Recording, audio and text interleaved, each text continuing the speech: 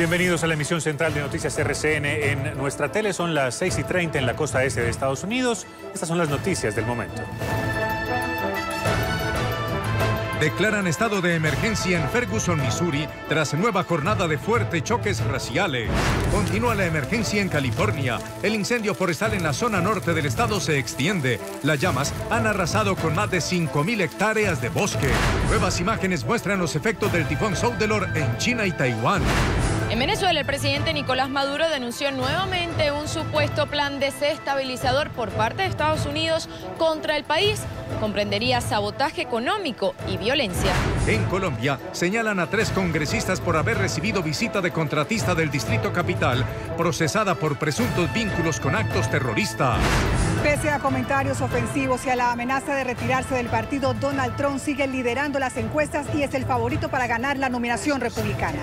Hallazgo en el lugar del accidente del vuelo MH17, derribado cuando sobrevolaba el oriente de Ucrania en julio de 2014. Los investigadores encontraron supuestos restos de un misil ruso. Expectativa en España. Comenzarán los ensayos clínicos de la vacuna contra el ébola.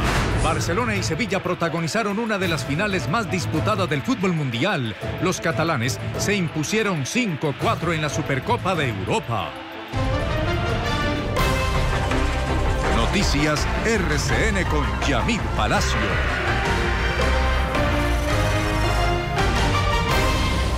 Comenzamos en Estados Unidos, donde la confrontación por asuntos raciales llevó a las autoridades de Ferguson, Missouri, a decretar el estado de emergencia tras una nueva jornada de choques entre manifestantes y la policía. RCN en el lugar de la noticia con Marta Lucía Ávila. Así es, muy buenas tardes. A pesar de haberse declarado el estado de emergencia, continuaron los violentos enfrentamientos entre la policía y los manifestantes. Por lo menos 23 personas han sido arrestadas durante las jornadas de protesta en Ferguson. Los manifestantes hicieron caso omiso a la orden de mantener despejadas las calles y agredieron con botellas y piedras a la policía. Muchos de ellos portaban carteles con leyendas que decían que el racismo estaba destruyendo a Estados Unidos o como el que la vida de los negros también importa. Ferguson se convirtió en el símbolo del conflicto racial que aún está latente en el país. El sospechoso que disparó ayer contra la policía fue identificado como Tyrone Harris. Tiene 18 años de edad y su estado de salud sigue siendo crítico. Esto es de Washington, regreso con ustedes. Feliz tarde, Marta Lucía. Hallazgo en el lugar del accidente del vuelo MH17, derribado cuando sobrevolaba el oriente de Ucrania en julio de 2014. Los investigadores encontraron supuestos restos de un misil ruso. Según los análisis, se trataría de un proyectil Buk. El avión de Malaysia Airlines, con 298 personas a bordo, cumplía la ruta Ámsterdam-Kuala Lumpur cuando fue impactado. El ejército ucraniano culpó desde un inicio a los separatistas prorrusos, que siempre han negado ser los responsables del ataque y de haber disparado un misil proporcionado por Moscú. Fueron reveladas más imágenes de los efectos del tifón Soudelor en China. Varios ríos se desbordaron y destruyeron varias decenas en el oriente del país. Los damnificados fueron trasladados a escuelas y centros comunitarios en las zonas más altas. Los socorristas enfocan sus esfuerzos en rescatar a cientos de familias que quedaron incomunicadas.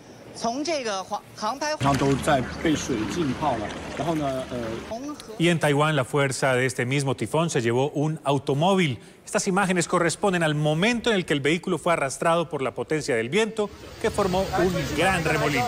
Todo ello fue captado por el conductor de otro carro, que se salvó por pocos metros de correr la misma suerte. Una gran cantidad de lluvia y granizo cayó en las últimas horas en varias zonas de Colorado, Estados Unidos. El agua cubrió varias calles, se generó una corriente que obligó a los vehículos a detenerse por varias horas. Hubo cortes en el servicio de electricidad. Varios árboles fueron derribados por el viento. Mientras tanto, en California, la emergencia es por el fuego. El incendio forestal en la zona norte del estado se extiende con el paso de las horas. Las llamas han arrasado con más de 5.000 hectáreas de bosque. 10.000 bomberos trabajan en toda la región para controlar este y otros puntos que se hacen más críticos por la seca vegetación. Ahora veamos noticias de Bogotá. Un incendio forestal afecta una zona cercana a la capital colombiana. Información en vivo y en directo con el patrullero del aire RCN. Efraín, buenas tardes.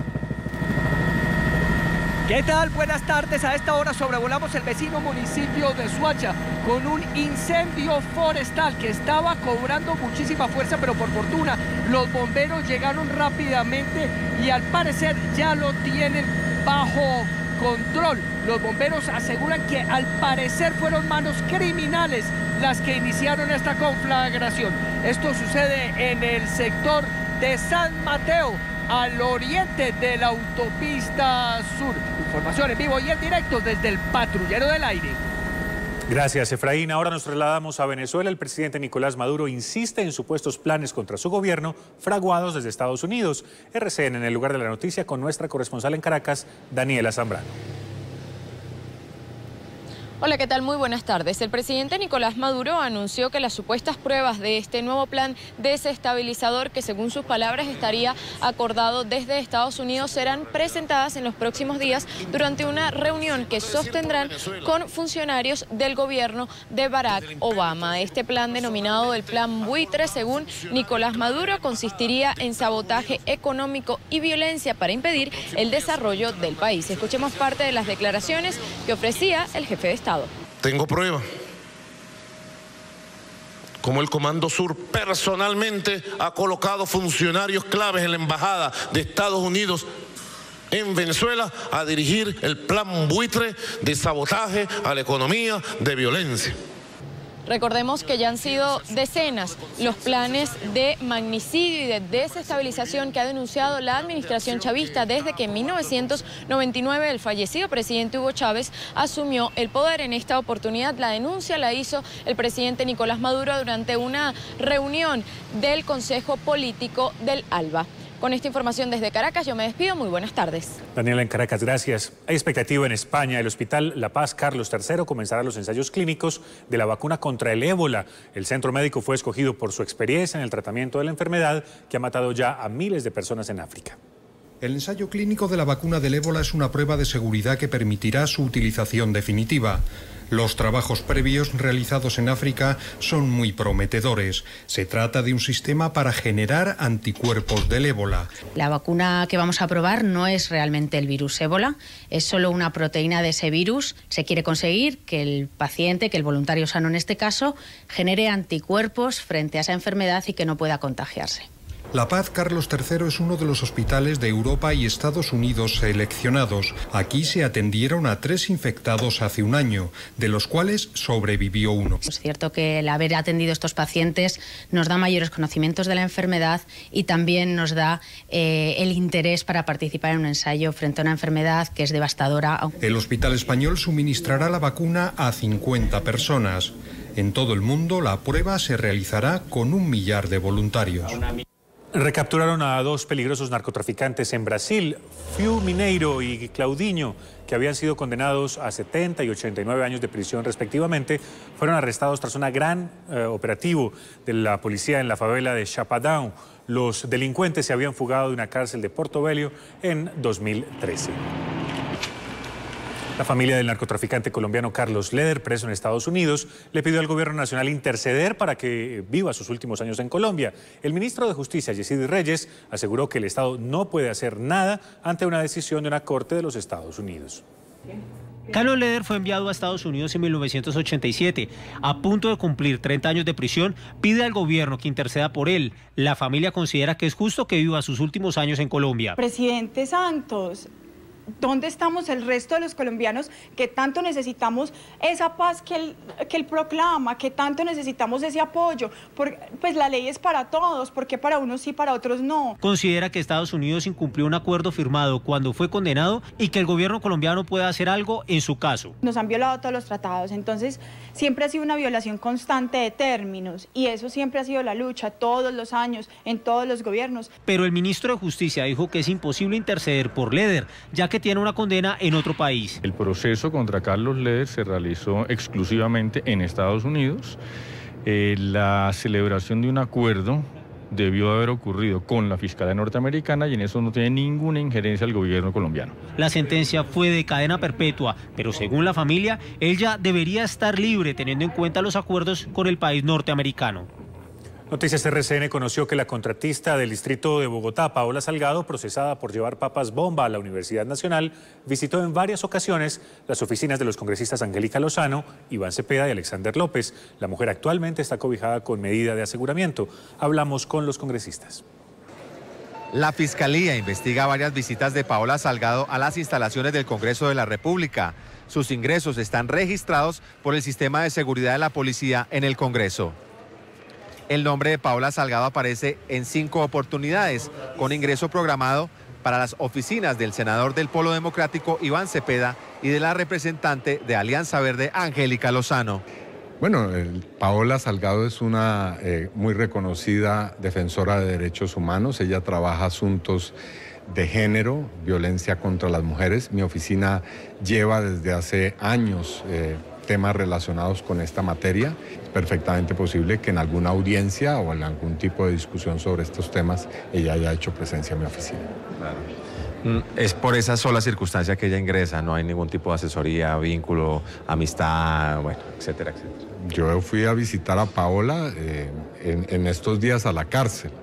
Quiero que se le garantice su derecho a la defensa. No tengo absolutamente nada que ocultar en esta materia. La representante Angélica Lozano explicó que Paola Salgado participó recientemente en un foro sobre derechos sexuales y reproductivos que tuvo lugar en el Congreso el pasado 13 de mayo y que a ello se debe su ingreso a las instalaciones del edificio nuevo del Congreso. Claro que sí, ella es una experta en temas de salud sexual y reproductiva, funcionaria de la Secretaría de Salud, y a ella y a otros 40 funcionarios de 8 secretarías de salud, de las universidades, de los ministerios de Educación, Salud, Profamilia, los invitamos el 13 de mayo a 2 actividades. Una en la mañana, donde 4 expertas internacionales hablaron con la Comisión Legal de Mujeres, y a otra por la tarde con las secretarías de salud, donde vinieron de distintas entidades. Están las memorias del evento, las agendas, son información pública. Yo transmito por internet las reuniones, así que la gente puede ver en YouTube hoy lo que pasó en esa reunión del 13 de mayo. El pasado 8 de julio, la representante Angélica Lozano se refirió a Paola Salgado en estos términos a través de su cuenta en Twitter. Desde hace 5 años conozco a Paola Salgado, es activista por los derechos sexuales y reproductivos. Solidaridad, urge claridad. En este momento, Paola Salgado se encuentra detenida y pesa sobre ella una medida de aseguramiento. El hijo del legendario torero español Paquirri sufrió una grave cornada. Francisco Rivera Ordóñez sufrió heridas por asta de toro que le provocaron perforaciones en el colon y las arterias aorta y femoral. Fue operado en la misma plaza de Huesca, en el norte de España. Su condición es grave, pero estable. Su padre, Francisco Rivera Paquirri, murió en una situación casi idéntica, muy similar, en 1984. Vean esta destrucción de alimentos en Rusia. La orden es del presidente Vladimir Putin. Se trata de frutas y carnes provenientes de Europa. El Kremlin prohibió la importación de este tipo de comida como respuesta a las sanciones impuestas por Moscú por gran parte de la comunidad internacional ante su política en Ucrania. Los alimentos que llegan de contrabando, así estén en buen estado, son objetivo de las autoridades. Acuerdo para un tercer rescate en Grecia. El pacto alcanza los 86.000 millones de euros. Tras el anuncio, la bolsa griega abrió con tendencia al alza. Esta nueva negociación tendrá que ser aprobada por el Parlamento. Grecia intenta salir de una crisis que incluso llevó al país a ordenar un corralito financiero durante varias semanas. Seguimos con temas económicos. Devaluación histórica del yuan, la moneda china. Fue de 2% con respecto al dólar, es la mayor baja en 2 décadas. Se trata de una medida para hacerle frente a la desaceleración de su economía. Números negativos se registraron en varias bolsas del mundo. Y pese a sus polémicas declaraciones consideradas racistas y sexistas, el millonario Donald Trump sigue liderando las encuestas. Según el último sondeo, el 24% de los votantes republicanos lo apoyarían. Volvemos a Washington con Marta Lucía Ávila, quien tiene más detalles. Así es, muy buenas tardes. Pese a que Donald Trump amenazó con retirarse del partido y siguió con sus comentarios ofensivos, sigue liderando las encuestas. Obtiene un 23% de favoritismo para ganar la nominación republicana. Luego del primer debate y contra todos los pronósticos, Donald Trump siguió liderando las encuestas y hoy es el favorito para quedarse con la nominación del Partido Republicano. Porque hay un descontento general del inmovilismo que se está viendo en Washington por la falta de liderato que hay de la Casa Blanca. Su forma de hacer política se sale de los esquemas tradicionales. En algún momento la gente va a empezar a entender que esto es un acto de entretenimiento y que cuando la gente empiece a enfocarse en realmente quién quieren que dirija las riendas del país, van a empezar a mirar seriamente en otras personas. Algunos consideran que ofender a los mexicanos, a los veteranos y a las mujeres es un error político imperdonable, pero los ha sabido manejar hábilmente a su favor. Acaba haciendo las paces y lo que hace es consiguiendo más y más exposición.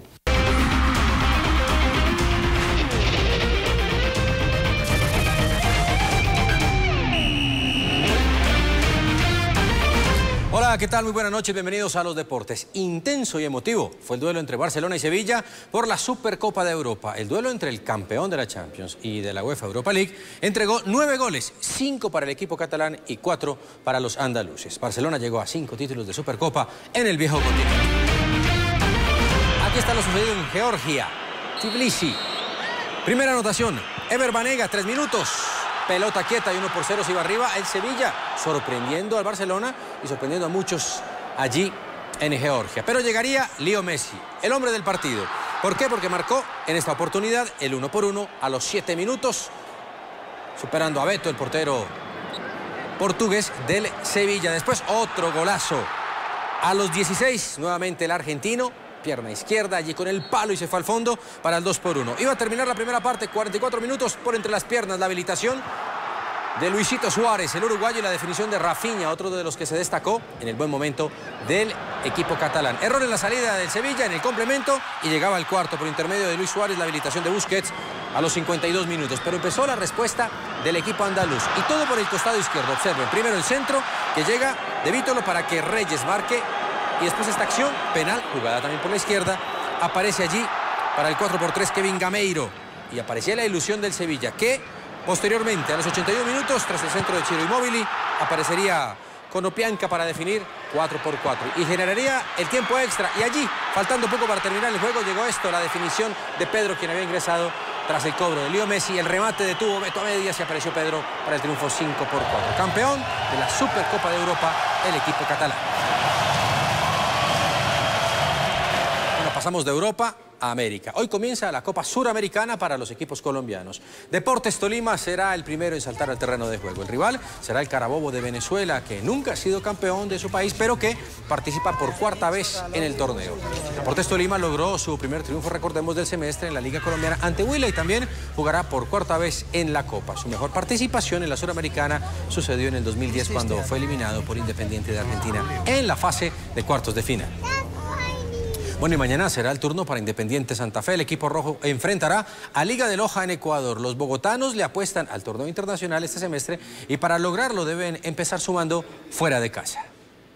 18 fueron los llamados por Peluso para el debut cardenal en Copa Suramericana. La Sudamericana es un campeonato bien importante y lógicamente que tenemos expectativas altas. Los goles que se guardaron ante Águilas Doradas, Independiente Santa Fe espera a destaparlos en Ecuador para enfrentar mañana a Liga de Loja. No es el primer torneo internacional que juega. Ya ha jugado varios torneos internacionales y ha tenido una muy buena presentación. Desde 2011, cuando llegaron a cuartos de final, los rojos no buscaban la otra mitad de la gloria.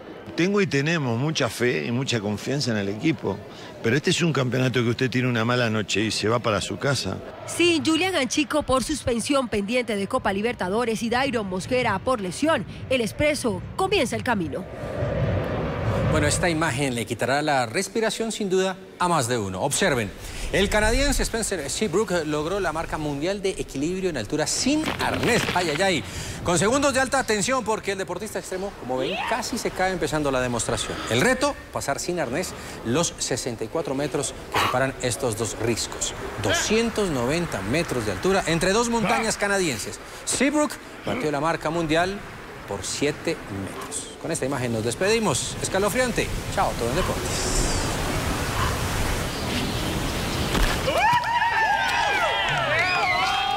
Impresionante, José Fernando, gracias. Las cenizas de nuestro Premio Nobel de Literatura Gabriel García Márquez reposarán desde diciembre en el claustro de la Merced, en Cartagena. La decisión la tomó su familia. RCN en el lugar de la noticia con Ivonne Salamanca. Ivonne. Hola, muy buenas tardes. Pues a partir del próximo 12 de diciembre, en este que es el patio central del Claustro de la Merced, ubicado en el Centro Histórico de Cartagena, permanecerán las cenizas del Nobel Gabriel García Márquez por disposición de su familia y además después de una gestión de varios meses de la gobernación de Bolívar. Hay que decir que el gobernador del departamento aseguró que la familia ubicará en este patio, en algún punto de este patio, un bronce que será esculpido por una artista muy amiga de la familia, una artista británica conocida como Katy Murray. El amor por Cartagena pesó más que los recuerdos de su natal Aracataca y los de sus últimos años en México. Por eso las cenizas de Gabo permanecerán en esta ciudad. Con un busto que ha sido donado también por la familia, encargado a una escultora británica cercana al Nobel y a su esposa e hijos, también acompañe la disposición de sus cenizas. La llegada de las cenizas del Nobel el próximo 12 de diciembre será punto de partida para un nuevo lugar de visita obligada para los turistas y amantes de la literatura. Se convertirá en un lugar de culto y peregrinación para todo el universo macondiano, para todos los admiradores y fanáticos de la obra de nuestro Nobel en el mundo entero.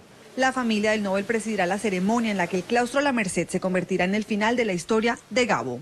Los amantes de la literatura podrán terminar su recorrido, su ruta macondiana, justamente en el Parque Espíritu del Manglar, ubicado a pocos minutos de aquí. Allí la gobernación de Bolívar ya sembró un árbol conocido como Macondo y además se levanta una escultura en homenaje al Nobel. Son las noticias que les tenemos por ahora desde Cartagena. Seguiremos informando. De vuelta a casa, Gabo, Ivonne, gracias. Hasta aquí la emisión central de Noticias RCN por nuestra tele. Feliz noche para todos.